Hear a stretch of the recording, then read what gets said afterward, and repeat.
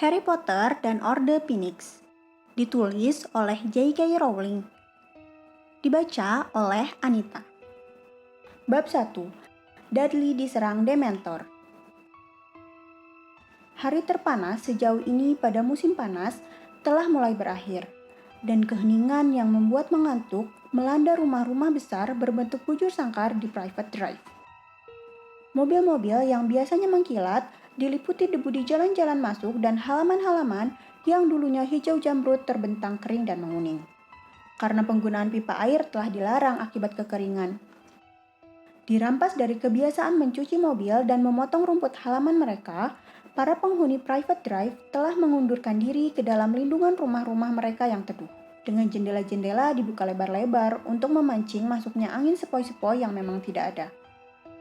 Satu-satunya orang yang berada di luar rumah adalah seorang remaja laki-laki yang sedang berbaring terlentang pada bedeng bunga di luar nomor 4. Dia adalah seorang anak laki-laki kurus, berambut hitam, dan berkacamata yang memiliki tampilan wajah kurus, agak kurang sehat seperti seseorang yang telah tumbuh begitu banyak dalam waktu singkat.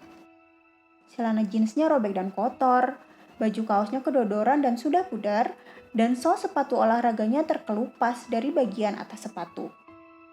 Penampilan Harry Potter tidak membuatnya disenangi para tetangga, yang merupakan jenis orang-orang yang menganggap ketidakrapian seharusnya dapat dihukum dengan undang-undang. Tetapi karena dia telah menyembunyikan dirinya di belakang sebuah semak hydrangea besar malam ini, dia cukup kasat mata bagi orang-orang yang lewat. Kenyataannya, satu-satunya cara dia dapat terlihat adalah bila Paman Vernon atau Bibi Petunia menjulurkan kepala-kepala mereka keluar dari jendela ruang tamu dan melihat langsung ke bedeng bunga di bawahnya. Secara keseluruhan, Harry berpikir dia seharusnya diberi selamat atas idenya bersembunyi di sini. Mungkin dia tidak begitu nyaman berbaring di atas tanah yang panas dan keras, tetapi di sisi lain, tidak ada orang yang melotot kepadanya, menggertakkan gigi-gigi mereka demikian kerasnya sehingga dia tidak dapat mendengarkan warta berita atau menanyakan pertanyaan-pertanyaan yang tidak menyenangkan kepadanya. Seperti yang telah terjadi setiap kali dia mencoba duduk di ruang tamu dan menonton televisi dengan paman dan bibinya. Hampir seperti pikiran ini melayang melalui jendela yang terbuka, Vernon Dursley, paman Harry, tiba-tiba berkata, "Senang melihat bocah itu sudah berhenti mengganggu. Ngomong-ngomong, di mana dia?" "Tidak tahu," kata Bibi Petunia. "Tidak khawatir. Tidak di dalam rumah?" Paman Vernon menggerutu. "Menonton warta berita," dia berkata dengan pedas. "Aku ingin tahu apa maksud dia sebenarnya. Seperti anak normal, peduli saja apa yang ada di warta berita. Dudley sama sekali tidak tahu apa yang sedang terjadi. Aku ragu dia tahu siapa yang menjadi Perdana Menteri. Lagi pula, bukannya akan ada apapun mengenai kelompoknya di berita kita." "Vernon, shh," kata Bibi Petunia. "Jendelanya terbuka." "Oh ya, maaf sayang." Keluarga Dursley terdiam. Harry mendengarkan jingle mengenai sereal sarapan pagi, Fruit and Brand, sementara dia memperhatikan Mrs. Fitch, seorang wanita tua pencinta kucing yang agak sinting dari Wisteria Walk yang letaknya tidak jauh, lewat pelan-pelan. Dia sedang merengut dan bergumam pada dirinya sendiri. Harry sangat senang dirinya tersembunyi di belakang semak, karena belakangan ini Mrs. Fitch sering mengajaknya minum teh kapanpun mereka berjumpa di jalan. Dia telah membelok di sudut dan menghilang dari pandangan sebelum suara Paman Vernon melayang keluar jendela lagi. "Dadders keluar minum teh di rumah Polkis," kata Bibi Petunia dengan penuh kasih sayang. "Dia punya begitu banyak teman kecil. Dia begitu populer." Harry menahan dengusan dengan susah payah. Keluarga Dursley benar-benar bodoh jika menyangkut anak mereka, Dudley. Mereka menelan semua kebohongannya tentang minum teh bersama anggota gengnya yang berlainan setiap malam pada liburan musim panas. Harry tahu sekali bahwa Dudley tidak minum teh dimanapun. Dia dan gengnya menghabiskan setiap malam merusak taman bermain, merokok di sudut-sudut jalan, dan melempar batu-batu pada mobil-mobil dan anak-anak yang lewat. Harry telah melihat mereka melakukannya selama jalan-jalan malamnya di sekitar Little Winking. Dia telah melewati sebagian besar liburan dengan berkeliaran di jalan-jalan, memunguti surat kabar dari tong-tong sampah yang dijumpainya. Not-not pembukaan dari musik yang mengawali warta berita pukul 7 malam mencapai telinga Harry dan perutnya serasa terbalik. Mungkin malam ini, setelah penantian sebulan, akan menjadi malam yang dinanti. Orang-orang yang sedang berlibur yang mengalami penundaan memenuhi lapangan-lapangan terbang dalam jumlah yang memecahkan rekor. Sementara pemogokan para pengurus bagasi Spanyol mencapai minggu kedua. Berikan mereka tidur siang seumur hidup, itu yang akan kulakukan. Geram Paman Vernon di akhir kalimat si pembaca berita. Tetapi tidak mengapa. Di luar bedeng bunga, perut Harry sepertinya melunak. Jika ada yang terjadi, pastilah menjadi hal pertama dalam warta berita. Kematian dan kehancuran lebih penting daripada orang berlibur yang tertunda. Dia mengeluarkan nafas panjang dan pelan menatap langit biru cemerlang. Setiap hari dalam musim panas ini sama saja. Ketegangannya, pengharapannya, kelegaannya sesaat, dan kemudian ketegangan yang memuncak lagi. Dan selalu tumbuh semakin kuat sepanjang waktu. Pertanyaan, kenapa belum ada yang terjadi? Dia terus mendengarkan, kalau-kalau ada petunjuk kecil yang tidak disadari para muggle. Orang yang menghilang tanpa penjelasan mungkin, atau beberapa kecelakaan aneh. Tetapi, pemogokan para pengurus bagasi diikuti oleh berita mengenai kekeringan di Tenggara. Kuharap dia sedang mendengarkan di rumah sebelah, teriak Paman Vernon. Orang itu dengan penyembur airnya yang nyala pada pukul 3 pagi. Lalu sebuah helikopter yang hampir jatuh ke sebuah ladang di Surrey. Kemudian perceraian seorang aktris tenar dan suaminya yang terkenal. Seperti kita peduli saja dengan urusan-urusan mereka yang kotor, dengus Bibi Petunia, yang telah mengikuti kasus tersebut dengan obsesif di semua majalah yang dapat diraihnya dengan tangan kurusnya. Harry menutup matanya dari langit malam yang sekarang telah berkobar ketika pembaca berita berkata. Dan akhirnya, Banggi si berang-berang telah menemukan cara baru untuk tetap sejuk di musim panas ini. Banggi yang tinggal di Five Feather di Barnsley telah belajar ski air. Mary Dorkins pergi untuk mencari tahu lebih banyak. Harry membuka matanya. Jika mereka telah mencapai berang-berang yang berski air, tidak akan ada lagi yang patut didengar. Dia berguling dengan hati-hati dan bangkit bertumpu pada lutut dan sikunya, bersiap-siap untuk merangkak keluar dari bawah jendela. Dia telah berpindah sekitar 2 inci ketika beberapa hal terjadi dalam urutan yang sangat cepat. Sebuah bunyi letusan keras yang menggema memecahkan keheningan seperti bunyi tembakan. Seekor kucing melintas keluar dari bawah sebuah mobil yang diparkir dan hilang dari pandangan. Sebuah pekikan, teriakan sumpah serapah dan suara porselen yang pecah datang dari ruang tamu keluarga Dursley. Dan ini seakan-akan merupakan tanda yang telah ditunggu Harry karena dia melompat ke atas kedua kakinya. Pada saat yang sama, menarik keluar dari ban pinggang celana jeansnya sebuah tongkat kayu kurus seperti mengeluarkan pedang dari sarungnya. Tetapi sebelum dia dapat berdiri tegak, bagian atas kepalanya terantuk jendela keluarga Dursley yang terbuka. Benturan yang diakibatkannya membuat Bibi Petunia menjerit lebih keras lagi. Harry merasa seakan-akan kepalanya telah terpecah jadi 2. Dengan mata berair, dia terhuyung-huyung, mencoba untuk berfokus pada jalan ke titik sumber suara tersebut. Tetapi belum lagi dia berdiri tegak, ketika kedua tangan ungu yang besar menjulur dari jendela terbuka dan menutup dengan ketat di sekitar tenggorokannya. Simpan benda itu, Paman Vernon menggeram ke dalam telinga Harry. Sekarang, sebelum dilihat orang lain. Lepaskan aku, Harry terengah-engah. Selama beberapa detik mereka bergumul, Harry menarik jari-jari pamannya yang mirip sosis dengan tangan kirinya. Tangan kanannya mempertahankan genggaman erat pada tongkatnya yang terangkat.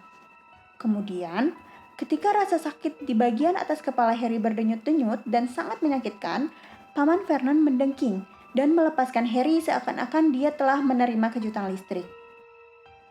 Kekuatan yang tidak tampak sepertinya telah menyentak melalui keponakannya, membuatnya tidak mungkin dipegang. Sambil terengah-engah, Harry jatuh ke depan, ke atas semak hydrangnya, menegakkan diri dan menatap sekeliling.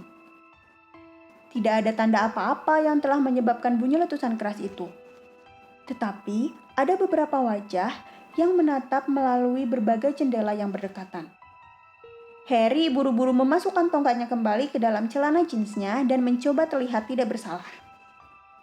"Malam yang indah," teriak Paman Vernon sambil melambai pada nyonya nomor 7 di seberang, yang sedang membelalakan matanya di balik gorden jalannya. "Apakah Anda mendengar mobil yang mengeluarkan letusan tadi? Membuat Petunia dan aku terkejut sekali." Dia terus menyengir dengan cara mengerikan dan seperti orang gila sampai para tetangga yang ingin tahu menghilang dari jendela-jendela mereka. Kemudian, sengiran itu menjadi ringisan marah sewaktu dia memberi isyarat kepada Harry untuk menghadapnya. Harry mendekat beberapa langkah, sambil berjaga-jaga agar berhenti sebelum titik di mana tangan-tangan terentang Paman Vernon dapat melanjutkan cekikikannya. "Apa maksudmu dengan melakukan hal itu, Nak?" tanya Paman Vernon dengan suara parau yang gemetar oleh amarah. "Apa maksudku dengan apa?" kata Harry dingin. Dia terus melihat ke kiri dan ke kanan jalan, masih berharap untuk melihat orang yang telah membuat suara letusan tersebut. "Membuat keributan seperti suara pistol meletus tepat di luar."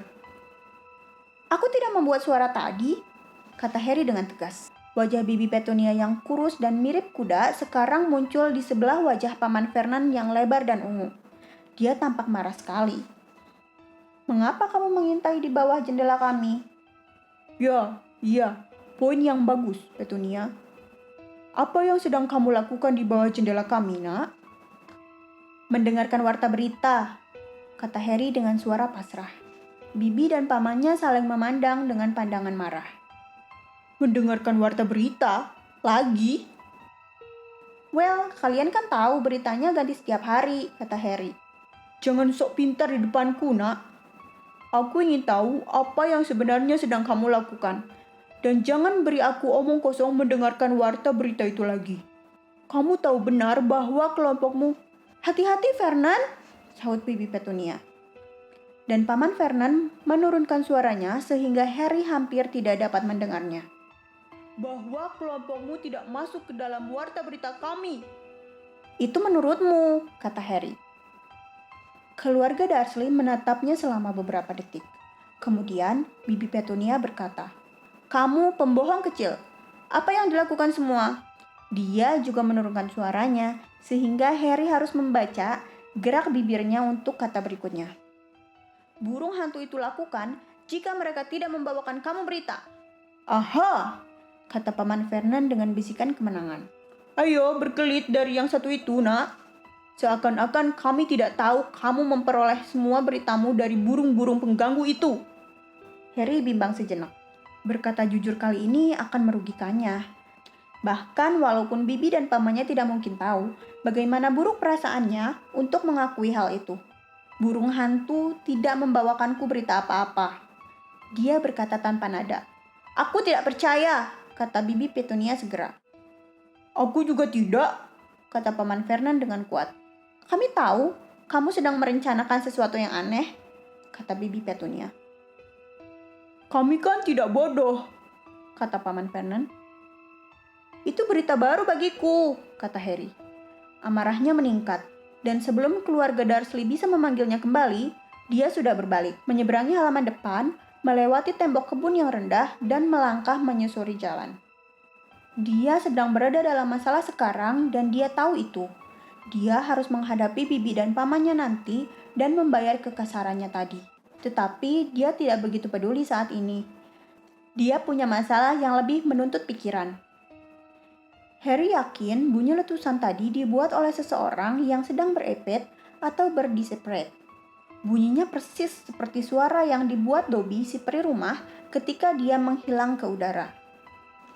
Mungkinkah Dobby ada di private drive?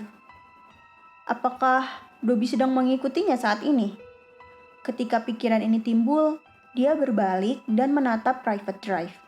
Tetapi jalan itu tampak lengang, dan Harry yakin Dobby tidak tahu bagaimana caranya menjadi kasat mata. Dia terus berjalan, hampir tidak menyadari rute yang diambilnya. Karena dia telah melewati jalan-jalan ini begitu seringnya akhir-akhir ini, sehingga kakinya secara otomatis membawanya ke tempat-tempat tongkrongan favoritnya. Setiap beberapa langkah sekali, dia menoleh di balik bahunya. Seseorang dari dunia sihir telah berada di dekatnya ketika dia berbaring di antara bunga-bunga begonia bibi Petunia yang mulai layu. Dia yakin akan hal itu. Mengapa mereka tidak bicara kepadanya? Mengapa mereka tidak melakukan kontak? Mengapa mereka bersembunyi sekarang? Dan kemudian, ketika rasa frustasinya memuncak, perasaan pastinya mulai luntur. Mungkin itu sama sekali bukan bunyi sesuatu yang berbau sihir. Mungkin dia begitu mengharapkan tanda sekecil apapun akan kontak dari dunia tempatnya berada, sehingga dia bereaksi berlebihan terhadap bunyi yang benar-benar umum. Dapatkah dia merasa yakin bahwa itu bukan bunyi barang pecah di rumah tetangga? Harry merasakan suatu sensasi menjemukan dan berat di perutnya, dan sebelum dia sadar, perasaan tidak ada harapan yang telah mengganggunya sepanjang musim panas timbul sekali lagi. Besok pagi, dia akan dibangunkan oleh jam waker pada pukul 5 pagi, sehingga dia bisa membayar burung hantu yang membawakannya Daily Prophet. Tetapi, apalah artinya terus berlangganan? Belakangan ini, Harry hanya memandang halaman depan sekilas sebelum melemparnya ke samping. Ketika para idiot yang menjalankan surat kabar tersebut akhirnya sadar bahwa Voldemort telah kembali dan akan menjadi berita halaman depan. Dan itu adalah satu-satunya berita yang dipedulikan Harry. Jika dia beruntung, akan ada juga burung-burung hantu yang membawa surat-surat dari sahabat-sahabat dekatnya, Ron dan Hermione. Walaupun harapan-harapan yang dimilikinya bahwa surat-surat mereka akan membawa berita kepadanya telah lama hilang. Kami tidak dapat berkata banyak mengenai kamu tahu apa, tentu saja.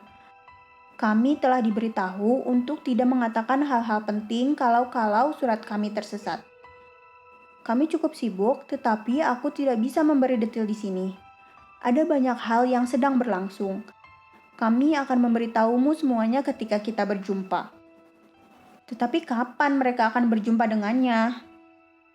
Tidak seorang pun tampak cukup repot untuk mengatakan tanggal pastinya. Hermione telah menulis tergesa-gesa. Kuharap kita akan berjumpa segera di dalam kartu ulang tahunnya. Tetapi, seberapa cepatkah segera itu? Sejauh yang dapat diketahui Harry, dari petunjuk-petunjuk samar dalam surat-surat mereka, Hermione dan Ron berada di tempat yang sama. Mungkin di rumah orang tua Ron. Dia hampir tidak tahan berpikir bahwa keduanya bersenang-senang di The Barrow ketika dirinya terperangkap di private drive. Kenyataannya, dia sangat marah kepada mereka sehingga dia membuang tanpa dibuka terlebih dahulu 2 kotak coklat Honeydukes yang mereka kirimkan kepadanya pada ulang tahunnya. Dia menyesali hal itu kemudian, setelah memakan salad layu yang disediakan Bibi Petunia untuk makan malam pada malam tersebut. Dan apa yang disibukkan oleh Ron dan Hermione? Mengapa dia, Harry, tidak sibuk? Tidakkah dia telah membuktikan diri, mampu menghadapi jauh lebih banyak daripada mereka? Apakah mereka semua telah melupakan apa yang telah dia lakukan? Bukankah dia yang telah memasuki pemakaman itu dan menyaksikan Cedric dibunuh? Dan telah diikat pada batu nisan dan hampir terbunuh? Jangan memikirkan hal itu, kata Harry dengan tegas kepada dirinya sendiri. Sudah cukup buruk bahwa dia terus mengunjungi kembali pemakaman itu dalam mimpi-mimpi buruknya, tanpa harus menghadapi hal itu juga pada saat-saat dia terbangun. Dia membelok di sudut ke Magnolia Crescent. Di tengah jalan, dia melewati gang sempit di sebelah sebuah garasi di mana dia pertama kali berjumpa dengan ayah angkatnya. Sirius setidaknya tampaknya mengerti bagaimana perasaan Harry. Memang, surat-suratnya sama kosongnya akan berita yang pantas dengan surat-surat Ron dan Hermione. Tetapi setidaknya mereka mengandung kata-kata peringatan dan penghiburan, bukannya petunjuk-petunjuk yang menggoda. Aku tahu ini pasti membuatmu frustasi. Jaga sikapmu dan semuanya akan baik-baik saja. Berhati-hatilah dan jangan melakukan apapun dengan gegabah. Well, pikir Harry, sementara dia menyeberangi Magnolia Crescent, membelok ke Magnolia Road, dan menuju taman bermain yang semakin gelap, dia telah kurang lebih melakukan apa yang dinasehati Sirius. Setidaknya dia telah melawan godaan untuk mengikat kopernya ke sapunya dan terbang ke The Barrow sendiri. Bahkan, Harry menganggap perilakunya sangat baik, mengingat betapa frustasi dan marah perasaannya terperangkap di private drive begitu lama. Harus bersembunyi di bedeng bunga dengan harapan mendengar apa yang sedang dilakukan Lord Voldemort. Walaupun begitu, rasanya agak menyakitkan disuruh dengan gegabah oleh orang yang telah menjalani 12 tahun di penjara sihir Azkaban meloloskan diri, mencoba melaksanakan pembunuhan yang dituduhkannya kepadanya sejak awal, lalu melarikan diri dengan hipogrif curian. Harry melompati gerbang taman yang terkunci dan menyeberangi rumput kering. Taman itu kosong, seperti jalan-jalan di sekelilingnya. Ketika dia sampai di ayunan, dia menjatuhkan diri ke satu-satunya yang belum dirusak Dudley dan teman-temannya. Melingkarkan satu lengan pada rantainya dan menatap tanah dengan murung. Dia tidak akan bisa lagi bersembunyi di bedeng bunga. Besok, dia harus mencari cara baru untuk mendengarkan warta berita. Sementara itu, dia tidak memiliki hal lain untuk dinantikan, kecuali malam yang penuh kegelisahan. Bahkan, ketika dia lolos dari mimpi-mimpi buruk mengenai Cedric, dia mengalami mimpi-mimpi yang berubah-ubah, yang dipenuhi dengan koridor-koridor panjang yang gelap. Semuanya berakhir dengan jalan-jalan buntu dan pintu-pintu terkunci, yang dianggapnya berhubungan dengan perasaan tertangkap yang dirasakannya ketika terbangun. Seringkali, bekas luka lamanya menusuk-nusuk, menimbulkan rasa tidak nyaman. Tetapi dia tidak membodohi diri sendiri bahwa Ron atau Hermione atau Sirius masih menganggap hal itu menarik. Di masa lalu, bekas lukanya yang sakit telah memberi peringatan bahwa Voldemort bertambah kuat lagi. Tetapi sekarang, karena Voldemort telah kembali, mungkin akan mengingatkan dirinya bahwa gangguan teratur hanyalah sesuatu yang telah diharapkan.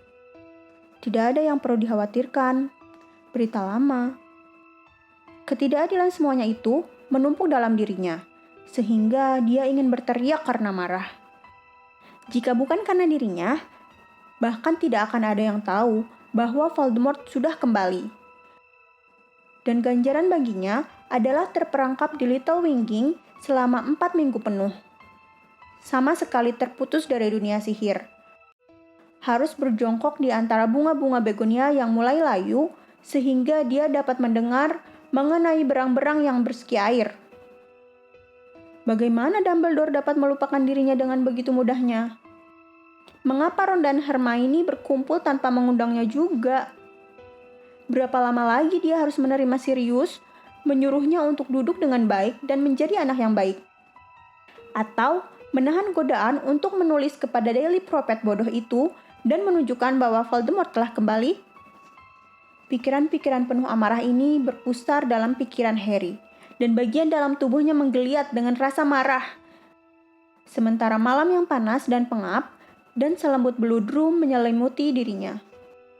Udara penuh dengan bau rumput yang hangat dan kering, dan satu-satunya suara yang ada hanyalah suara rendah dari lalu lintas di jalan di luar jeruji taman. Dia tidak tahu berapa lama dia telah duduk di ayunan itu sebelum suara percakapan menghentikan renungannya dan dia melihat ke atas. Lampu-lampu jalan dari jalan-jalan sekitar menyorotkan cahaya menyerupai kabut yang cukup kuat untuk menampakkan siluet sekelompok orang yang sedang menyeberangi taman.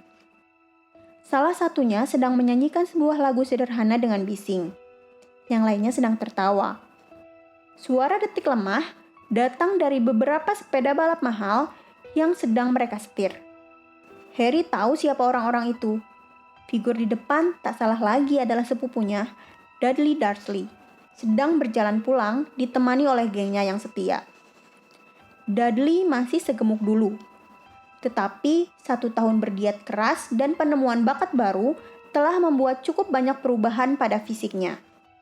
Seperti yang diceritakan Paman Vernon kepada siapapun yang akan mendengarkan, Dudley baru-baru ini telah menjadi juara tinju kelas berat antar sekolah junior dari daerah Tenggara. Olahraga mulia, seperti yang disebut Paman Vernon, telah menjadikan Dudley bahkan lebih berbahaya daripada yang dirasakan Harry di masa-masa sekolah dasar mereka ketika dia menjadi karung tinju Dudley yang pertama. Harry sama sekali tidak takut kepada sepupunya lagi, tetapi dia masih berpikir bahwa Dudley belajar peninju lebih keras dan lebih akurat bukanlah merupakan sesuatu yang harus dirayakan. Anak-anak di lingkungan sekitar semuanya takut kepadanya, bahkan lebih takut daripada kepada bocah Potter itu, yang mereka telah diperingatkan merupakan anak nakal yang tidak pernah kapok dan bersekolah di pusat rehabilitasi bagi anak-anak kriminal tidak tertolong Saint Brutus. Harry menyaksikan figur-figur gelap itu dan menyeberangi rumput dan bertanya-tanya siapa yang telah mereka pukuli malam ini. Lihat sekeliling. Harry menemukan dirinya berpikir selagi dia memperhatikan mereka. Ayolah, lihat sekeliling. Aku sedang duduk di sini sendirian. Datang dan hadapilah. Jika teman-teman Dudley melihatnya duduk di sini, mereka pasti akan berjalan lurus ke arahnya. Dan apa yang akan dilakukan Dudley nanti? Dia tidak akan mau kehilangan muka di depan gengnya, tetapi dia pasti takut mengganggu Harry. Pastilah menyenangkan menyaksikan dilema Dudley, mengejeknya, memperhatikannya, dengan dirinya tidak berdaya menanggapi. Dan jika yang lain ada yang berani memukul Harry, dia sudah siap. Dia punya tongkatnya. Biar mereka coba. Dia akan senang menyalurkan sedikit rasa frustasinya kepada anak-anak yang dulu pernah membuat hidupnya seperti neraka. Tetapi mereka tidak menoleh. Mereka tidak melihatnya. Mereka sudah hampir sampai di jeruji. Harry menguasai desakan untuk memanggil mereka. Mencari perkelahian bukanlah langkah pintar. Dia tidak boleh menggunakan sihir. Dia akan terancam dikeluarkan lagi. Suara-suara geng Dudley mulai menghilang. Mereka sudah hilang dari pandangan, berjalan di sepanjang Magnolia Road. Begitulah, Sirius, pikir Harry dengan jemu. Tidak ada yang gegabah. Jaga tingkah lakuku. Benar-benar berlawanan dengan yang telah kamu lakukan. Dia berdiri dan merenggangkan tubuhnya. Bibi Petunia dan Paman Vernon sepertinya merasa bahwa kapanpun Dudley muncul adalah waktu yang tepat untuk tiba di rumah, dan kapanpun setelahnya sudah sangat terlambat. Paman Vernon telah mengancam untuk mengunci Harry di gudang jika dia pernah pulang ke rumah setelah Dudley lagi. Jadi, sambil menahan kuap dan masih cemberut, Harry berjalan menuju gerbang taman. Magnolia Road, seperti Private Drive, dipenuhi rumah-rumah besar berbentuk bujur sangkar dengan halaman-halaman yang terawat rapi. Semuanya dimiliki oleh orang-orang bertubuh besar dan ketinggalan zaman yang mengendarai mobil-mobil bersih seperti milik Paman Vernon. Harry lebih menyukai Little Winging pada malam hari, ketika jendela-jendela bergorden membentuk potongan-potongan warna seterang permata dalam kegelapan. Dan dia tidak takut mendengar gumaman-gumaman mencela mengenai penampilannya yang menyalah ketika dia berpapasan dengan para penghuni. Dia berjalan dengan cepat, sehingga setengah jalan di sepanjang Magnolia Road, geng Dudley tampak lagi. Mereka sedang berpamitan di jalan masuk ke Magnolia Crescent. Harry melangkah ke dalam bayang-bayang sebuah pohon lilac besar dan menunggu. Mendengking seperti seekor babi, benar kan? Malcolm sedang berbicara, ditimpali tawa terbahak-bahak dari yang lainnya. Pukulan hook kanan yang bagus, Big D, kata Pierce. Waktu yang sama besok, kata Dudley. Di tempatku. Orang tuaku akan keluar, kata Gordon. Sampai jumpa, kata Dudley. Bye, dude. Jumpa lagi, Big D. Harry menanti anggota geng yang lainnya berjalan terus sebelum mulai melangkah lagi. Ketika suara-suara mereka sekali lagi telah berangsur hilang, dia menuju belokan di sudut ke Magnolia Crescent. Dan dengan berjalan sangat cepat, dia segera sampai ke jarak teriakan dengan Dudley, yang sedang berjalan santai sekena hatinya sambil bersenandung tanpa nada. Hey, Big D. Oh, dia menggerutu. Ternyata kamu. Sudah berapa lama kau jadi Big D? Kata Harry. Diamlah, gertak Dudley, menoleh ke arah lain. Nama yang keren, kata Harry, menyeringai dan tertinggal di belakang sepupunya. Tapi bagiku, kau akan selalu jadi Eichel di Dickens. Kataku, diam, kata Dudley. Tangan-tangannya yang seperti ham telah mengepal. Apakah anak-anak itu tidak tahu? Begitulah ibumu memanggilmu. Tutup mulutmu. Kau tidak menyuruh ibumu untuk menutup mulutnya. Bagaimana dengan Popkin dan Dinky Didi Dooms? Bolehkah aku menggunakannya? Dudley tidak mengatakan apa-apa. Usaha untuk mencegah dirinya memukul Harry tampaknya menuntut semua pengendalian dirinya. Jadi, siapa yang telah kalian pukuli malam ini? Harry bertanya. Seringannya memudar. Anak umur 10 tahun lagi. Aku tahu kalian memukuli Mark Evans 2 malam lalu. Dia yang minta, gertak Dudley. Oh iya? Dia mengejekku. Ya? Apakah dia bilang, kau tampak seperti babi yang diajari berjalan dengan kaki belakangnya?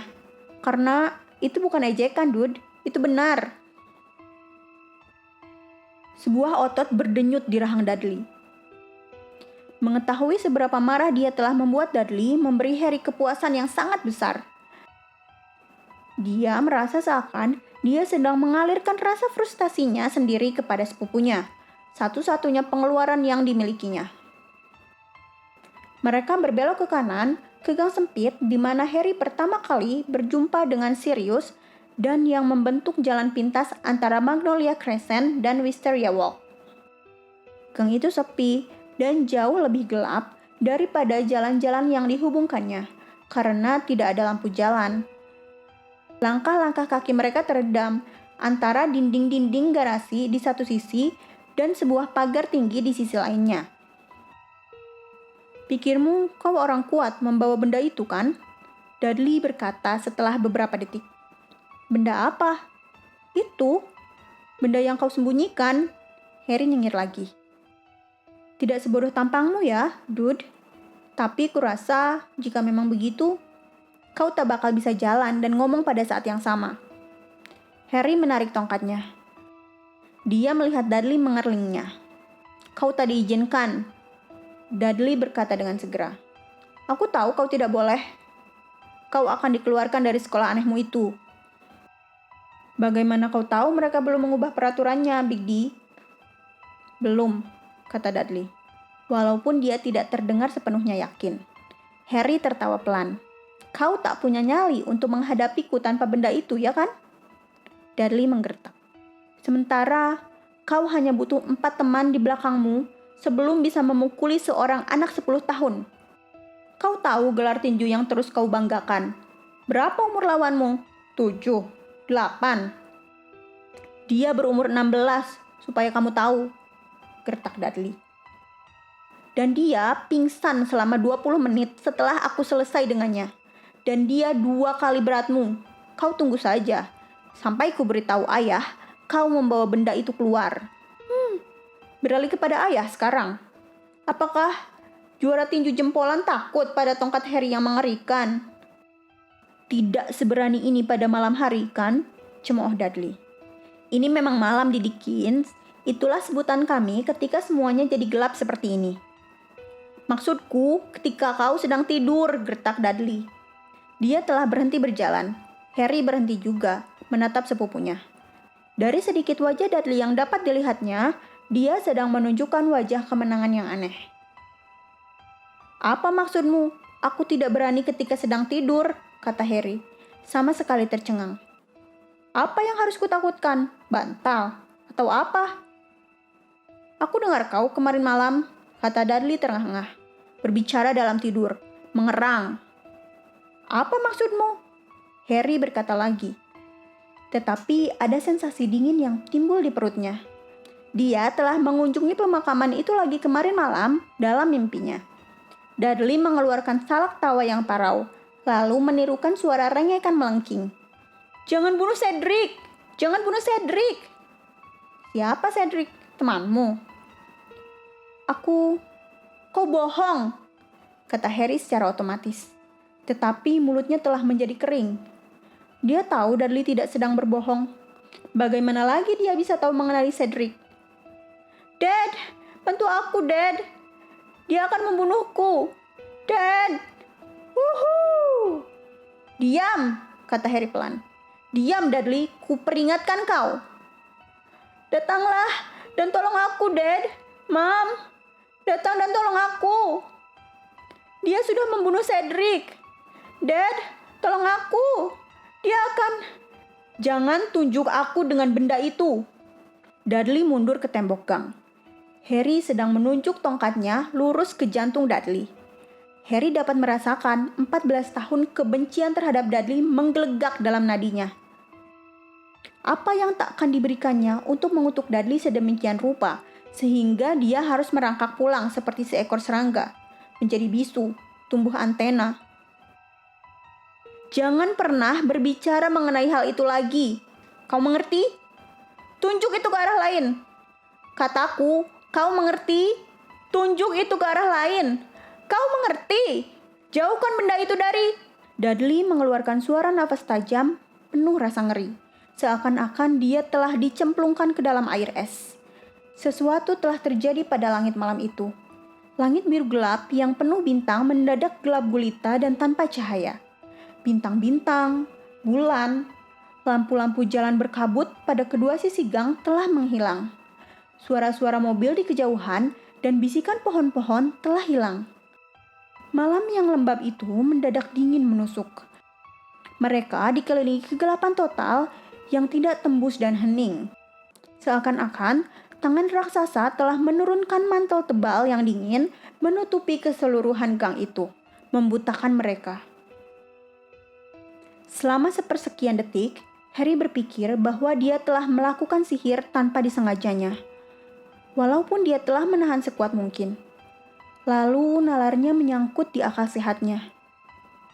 Dia tidak mempunyai kekuatan untuk memadamkan bintang-bintang. Dia menolehkan kepalanya ke segala arah, mencoba melihat sesuatu, tetapi kegelapan mendesak matanya seperti tudung yang tidak berbobot. Suara Dudley yang ketakutan sampai ke telinga Harry. Apa yang sedang kau lakukan? Hentikan! Aku tidak melakukan apapun. Diamlah dan jangan bergerak. Aku tak dapat melihat. Aku jadi buta. Aku bilang diam. Harry masih berdiri diam, menolehkan matanya yang tidak dapat melihat ke kiri dan ke kanan. Rasa dingin itu begitu hebat, sehingga dia gemetaran. Bulu romanya berdiri. Dia membuka matanya lebar-lebar, menatap kosong ke sekitar tanpa melihat apa-apa. Tidak mungkin. Mereka tidak mungkin berada di sini. Tidak di Little Winging. Dia menajamkan telinganya. Dia akan mendengar mereka sebelum melihat mereka. Ku adukan pada Dad. Dudley merengek. Di mana kau? Apa yang kau laku? Bisakah kau diam? Harry mendesis. Aku sedang mencoba Tetapi dia terdiam. Dia telah mendengar hal yang telah ditakutkannya. Ada sesuatu di gang itu selain mereka. Sesuatu yang menarik nafas panjang, serak dan berderak. Harry merasakan seakan rasa takut yang mengerikan sementara dia berdiri gemetaran di udara yang membeku. Hentikan itu! Berhenti melakukannya! Kan ku pukul kau! Aku sumpah! Dudley, tutup! Wam! Sebuah kepalan mengadakan kontak dengan sisi kepala Harry, mengangkatnya dari kakinya.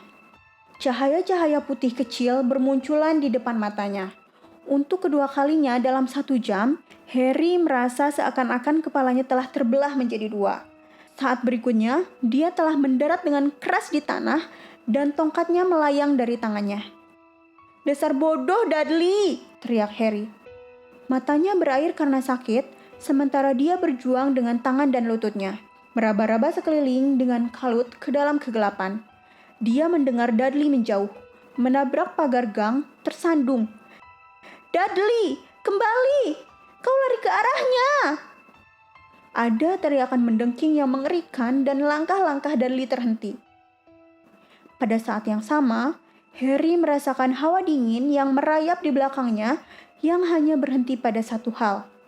Ada lebih dari satu. "Dudley, tutup mulutmu rapat-rapat. Apapun yang kau lakukan, tutup mulutmu rapat-rapat." "Tongkat!" Harry bergumam dengan kalut. Tangannya melayang di atas tanah seperti laba-laba. "Di mana tongkat? Ayolah!" "Lumos!" Dia menyebutkan mantra itu secara otomatis. Putus asa akan cahaya untuk membantunya dalam pencarian. Dan demi ketidakpercayaannya yang melegakan, timbul cahaya beberapa inci dari tangan kanannya. Ujung tongkat itu telah menyala. Harry menyambarnya, berdiri pada kedua kakinya dan berbalik. Perutnya terasa terbalik. Sebuah figur tinggi bertudung sedang meluncur dengan mulus ke arahnya. Melayang di atas tanah tanpa kaki atau wajah yang tampak di bawah jubahnya. Menghisap malam ketika dia datang. Tersandung ke belakang, Harry menaikkan tongkatnya. "Expecto Patronum!" Sebuah gumpalan uap berwarna perak meluncur dari ujung tongkatnya dan Dementor itu melambat. Tetapi mantra itu tidak bekerja dengan tepat. Sambil terjegal kakinya sendiri, Harry mundur lebih jauh sementara Dementor itu menuju ke arahnya. Panik menyelimuti otaknya. Konsentrasi. Sepasang tangan kelabu yang berlumpur dan berkeropeng menyalip dari dalam jubah Dementor itu, menggapai dirinya. Suara deru memenuhi telinga Harry. "Expecto Patronum!" Suaranya terdengar suram dan jauh. Gumpalan asap perak lain, lebih lemah daripada yang lalu, melayang dari tongkat. Dia tidak dapat melakukannya lagi. Dia tidak dapat menghasilkan mantra itu. Ada tawa di dalam kepalanya sendiri. Tara yang nyaring dan melengking. Dia dapat mencium bau napas Dementor yang busuk dan sedingin kematian mengisi paru-parunya sendiri, menenggelamkannya. Pikirkan sesuatu yang membahagiakan. Tetapi tidak ada kebahagiaan dalam dirinya. Jari-jari Dementor yang dingin mendekati tenggorokannya. Tawa melengking itu semakin keras dan semakin keras, dan sebuah suara berkata dalam kepalanya. "Membungkuklah pada kematian, Harry. Mungkin saja tidak sakit. Aku tidak akan tahu. Aku belum pernah mati." Dia tidak akan pernah lagi bertemu dengan Ron dan Hermione. Dan wajah-wajah mereka timbul dengan jelas dalam pikirannya, sementara dia berjuang untuk bernafas. "Expecto Patronum!" Seekor kijang jantan perak yang besar muncul dari ujung tongkat Harry. Tanduknya mengenai Dementor di tempat di mana jantung seharusnya berada. Dia terlempar ke belakang, tak berbobot seperti kegelapan. Dan sementara kijang itu menyerang, Dementor menukik pergi seperti kelelawar dan kalah. "Kesini!" Harry berteriak kepada kijang itu. Sambil berputar, dia berlari menyusuri gang, memegang tongkat yang menyala tinggi-tinggi. "Dudley! Dudley!" Dia belum lagi berlari selusin langkah ketika dia mencapai mereka. Dudley bergelung di atas tanah, lengannya menutupi wajahnya. Dementor kedua sedang membungkuk rendah ke arahnya, mencengkram pergelangan tangannya ke dalam tangan-tangan yang berlumpur. Pelan-pelan mengungkitnya, hampir penuh kasih memisahkannya, menurunkan kepalanya yang bertudung ke wajah Dudley seperti seakan menciumnya. "Hajar dia!" Harry berteriak. Dan dengan sebuah deru yang menggelegar, kijang perak yang telah disihirnya datang berderap melewatinya. Wajah Dementor yang tidak bermata hampir 1 inci dari wajah Dudley ketika tanduk perak itu mengenainya. Benda itu terlempar ke udara, dan seperti kawannya, meluncur tinggi dan diserap ke dalam kegelapan. Si kijang berlari ke tengah gang dan meluruh menjadi kabut perak. Bulan, bintang-bintang, dan lampu-lampu jalan muncul kembali. Angin sepoi-sepoi yang hangat menyapu gang itu. Pohon-pohon berdesir di kebun-kebun sekitar, dan suara mobil-mobil yang biasa di Magnolia Crescent memenuhi udara lagi. Harry berdiam diri. Semua inderanya masih bergetar, merasakan kembalinya normalitas yang mendesak. Setelah beberapa saat, dia menjadi sadar bahwa baju kaosnya melekat ke tubuhnya.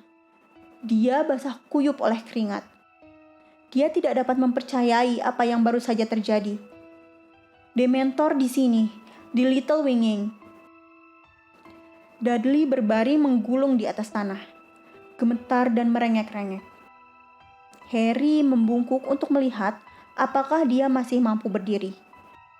Tetapi kemudian, dia mendengar langkah-langkah kaki keras yang sedang berlari di belakangnya. Menuruti nalurinya, sambil menaikkan tongkatnya lagi, dia berbalik untuk menghadapi si pendatang baru. Mrs. Fig, tetangga mereka yang agak sinting, datang terengah-engah. Rambutnya yang kelabu beruban, berlepasan dari jala rambut. Sebuah tas belanjaan yang berkelontang berayun-ayun dari pergelangan tangannya dan kaki-kakinya hampir setengah keluar dari selop karpet tartannya.